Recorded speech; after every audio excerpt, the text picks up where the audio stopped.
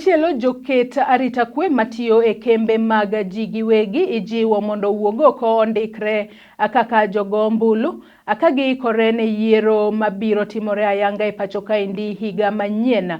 Jipo makamaendi ogol kod jakom mar kembe mag arita kwe mag ji giwegi e pacho kaendi manoeri migosi Okaw e kinde mane giromo kod jogo mochung'ne jotije mag arita kwe e pacho kaendi.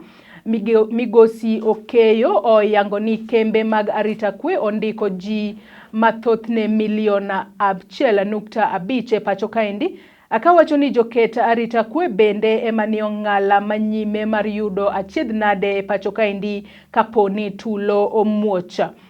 Bende oyango ni gibiro siro lwedo ng'ata e yor siasa mak mana ni gibiro tiyo gi jatelo noero mabende jopiny oyiero.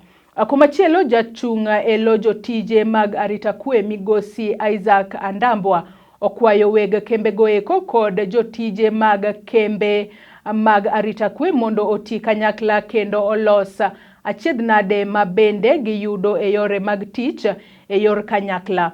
Bende okwayo duol matayo weche mag yiero e pacho kaendi manoeri IEBC mondo neni giketo yot ne joket arita kwe goeko mondo mi gindikre kaka jogo ombulu maonge peka moramora.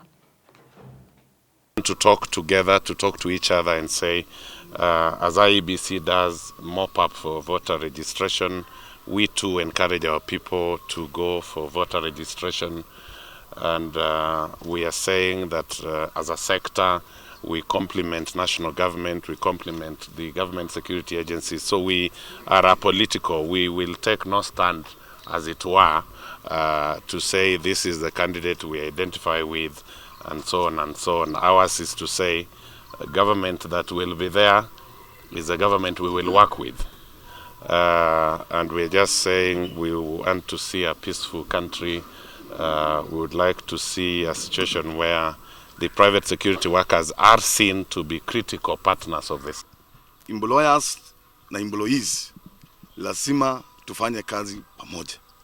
Hatuwezi kuongea from different script na hali si sote tuna benefit ama tumeinvest kwa private security.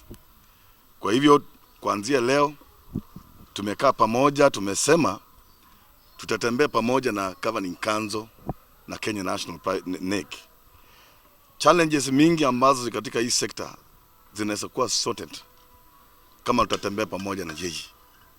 Kuna challenges ambazo zinahusu industry yenyewe, kuna challenges ambazo zinahusu employers, wale investors, kuna challenges ambazo zinahusu members wetu ambao ni bawabu. So tumesema kuanzia leo tutakaa chini na yeye ili tuanze kuangazia yale masuala ambayo imekuwa suku katika hii industry.